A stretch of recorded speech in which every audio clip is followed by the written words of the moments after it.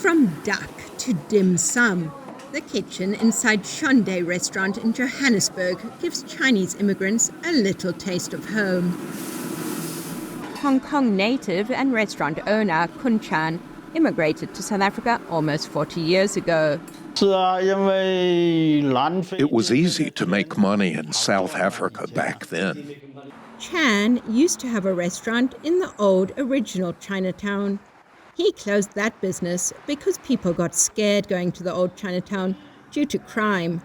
Chinese migrants have been living in Johannesburg before the old Chinatown was even built. The first Chinese arrived in the 17th century as convicts or slaves from what is now Indonesia with the Dutch East India Company. Then, during the early 1800s, Chinese indentured labourers were brought to work on the railways.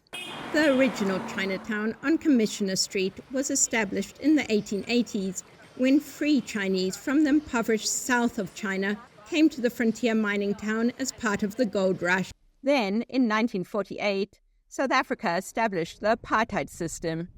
Chinese living in the country were classified as coloured. Like black South Africans at the time, they were restricted to living in certain areas, but much has changed. Apartheid ended and a democratic government was formed in 1994. How ethnic Chinese immigrants from different backgrounds see each other also changed, says Arthur Ma. Before, say 20 years ago, you could feel it because we don't even really speak to each other, the new and the old one. We just stick to our own selves, the local Chinese and the overseas Chinese. Now, we help one another. Ma is a first-generation Chinese South African. His father fled poverty in southern China and arrived by boat in 1942. As life improved here, he sent money back home. Then we actually helped build a hospital, give a little bit donation in our own village. Now, Johannesburg's ethnic Chinese community includes people from Taiwan and Hong Kong. And as China opens up and prospers, there are new immigrants from mainland China. Anything we need help, we always ask the new one because they're the ones with the money, you see, because China's going good. But we pave the road for them in this country. Now there is a new, safer Chinatown where more Chinese gather in the suburb of Cyrildene. South African-born doctor Alice Yulin Phan's parents moved from Taiwan in the 1980s.